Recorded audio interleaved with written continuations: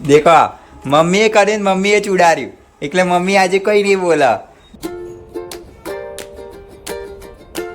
To my blog. હું હાલ જ ઉઠ્યો.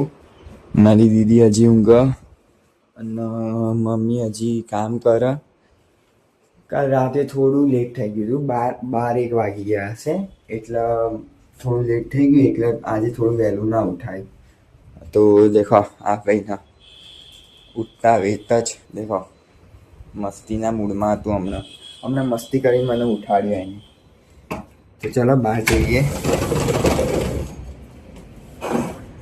બાપ રે બહુ ઠંડી है બહાર તો આજે. બહુ ઠંડી है ગાઈસ આજે તો બહાર. દેખાડું તમને બહારનો નજારો તમને દેખાડું.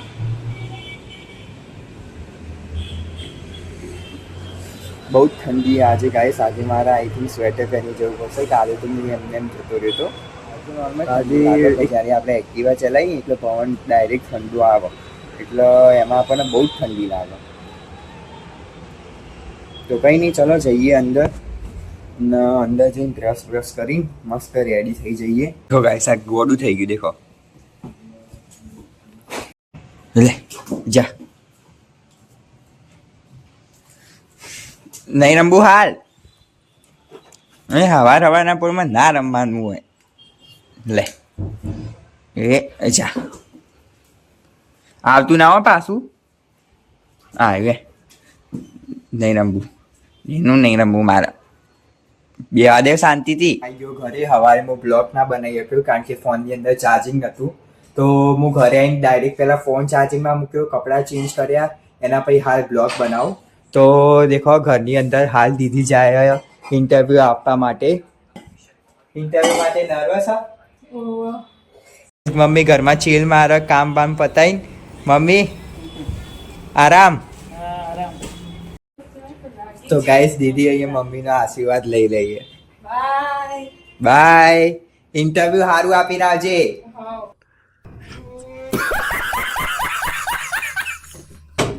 તો ગાઈસ અહીંયા દીદી તો ગઈ ઇન્ટરવ્યુ આપવા માટે. મમ્મી અહીંયા ચીલ મારે. તો આપણે રૂમમાં જઈને થોડું ચીલ મારીએ કારણ કે હવાના પરમાં ગયો પછી ત્યાં થોડું કામ પતાવ્યું, ડોક્યુમેન્ટ વેરિફિકેશન માટે કર્યું, એ બધું કર્યા પછી એટલે થોડો થાક લાગ્યો. A few moments later. Guys અત્યારે ઊંઘીને ઉઠી ગયો બપોરે અને જઈએ બહાર. ભૂખ લાગી થોડી. હું બનાવવા મમ્મી તું અત્યારે? ઢોકળા બનાવવા નાસ્તામાં. તો એક કામ કરું, હું ચટણી બનાવી દઉં. મારી સ્પેશિયલ ચટણી મારા હાથની. આજે હું ખવડાય બધાને. બનાવવા માટે પહેલાં એક લેવાની તપેલી. ये सब क्या देखना पड़ रहा है? તપેલી લઈને તપેલી મૂકવાની ગેસ ઉપર. પછી એની અંદર નાખવાનું 1 કપ જેટલું પાણી. 1 કપ કાં તો 1 ગ્લાસ જેટલું પાણી નાખવાનું. જેટલાની તમારી બનાવવાની હોય એટલાની તમારે નાખવાનું. તો અત્યારે હું થોડું નાખું પછી કરવાનો ગેસ ચાલુ. અને 3 ટામેટાની હાલ આપણે ચટણી બનાવીએ છીએ. તો 3 ટામેટાની ચટણી બનાવવાની. તો આની અંદર નાખી દઈશું આપણે. અને હજી થોડું પાણી ઓછું લાગે તો એડ કરી દેવાનું પાછળથી. તો આને પહેલાં એક કામ કરીએ, બોઇલ થવા દઈએ જ્યાં સુધી ટામેટાં થઈ ના જાય ત્યાં સુધી બોઇલ. અને બોઇલ થશે ને એ ઓટોમેટિકલી એને છૂટી થઈ જશે એની છોડ. ત્યાં સુધી એને બોઇલ થવા દે. 10 મિનિટ થઈ અને ચેક કરી લેવાનું થઈ ગયા હોય તો ઓટોમેટિકલી. હા દેખો ઓટોમેટિકલી એની એ છાલ જે હોય એ ઓટોમેટિકલી અલગ થઈ ગઈ હોય. તો આના હવે એક અંદરથી બોઇલ થઈ ગયા તો આને એક અલગ ડીશમાં કાઢી દઈએ આપણે. અને એની એ ડીશ યુઝ કરજો જે ટાંકી હોય. અલગથી ડીશ ના બગાડતા.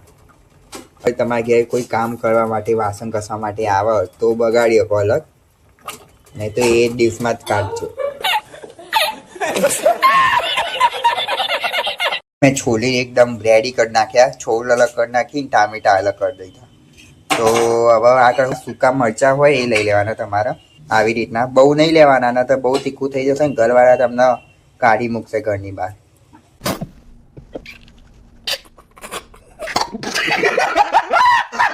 બહુ નહીં લેવાના, 2-3 જ લેવાના, થોડાક જ લેવાના. બધું પેલા ટામેટા નાખી દેવાના, પછી મરચાં નાખી દેવાના અને થોડુંક પાણી. અને હા, મિક્સર તમારે ચાલુ નહીં કરવાનું. મિક્સર કરવા માટે કાં તો મમ્મીને બોલાવવાની, કાં તો દીદી ઘરમાં હોય તો કોઈ મોટું હોય તો એમને બોલાવવાનું. જો મિક્સર ચાલુ કરશો ને મારા જોડે થયેલું હોય, જો પહેલી વખત ટ્રાય મારશો મિક્સર ચાલુ થશે તો બધું ઉડશે, ચટણી ઉડશે અલગ, આખું ઘર બગડશે અલગ અને મમ્મી મારશે એ અલગ. તો એમ કરતાં મમ્મી કરે અને મમ્મીથી ઉડે એ ચાલે, પણ આપણે કરીએ અને આપણાથી ચટણી ઉડી તો પત્યું. ચટણી તો ખાવા મળશે, પણ જોડે જોડે તમને મમ્મીનો મારી ખાવા મળશે. તો રેડી રહેજો તમારે કરવું હોય તો. નહીં તો એક કામ કરવાનું કે મમ્મીને જ કહી દેવાનું, મમ્મી તમને કરી આપશે. તો ગાઈસ મને બી હાલ મમ્મી જ કરી આપો, કારણ કે મારાથી એક વખત ચટણી ઉડેલી અને મેં આજુબાજુ બગાડ્યું હતું અને આજુબાજુની બધી દિવાલ ચટણી ચટણી ચટણી થઈ ગઈ હતી. અને એ વખતે મમ્મીએ મને બોલી હતી કે કયું કર.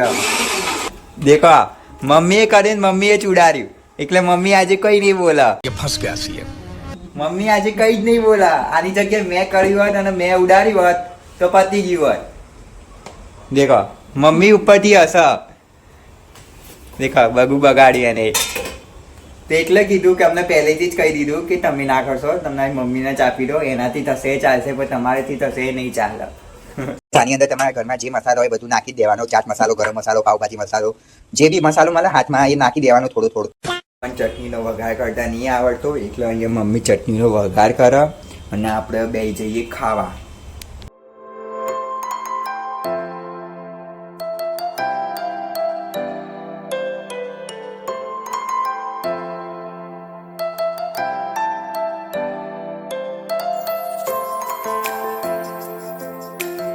હું ખાઈને આવી ગયો. હવે હું જઉં વાંચવા માટે અને વંચાઈ જાય, કમ્પ્લીટ થઈ જાય એટલે થોડું આજના બ્લોગનું એડિટિંગ કરી નાખીએ. તો મળીએ કાલના બ્લોગમાં. આ બ્લોગ ગમ્યો હોય તો સબસ્ક્રાઈબ કરી નાખો, લાઈક કરી નાખો અને કમેન્ટ કરી દો.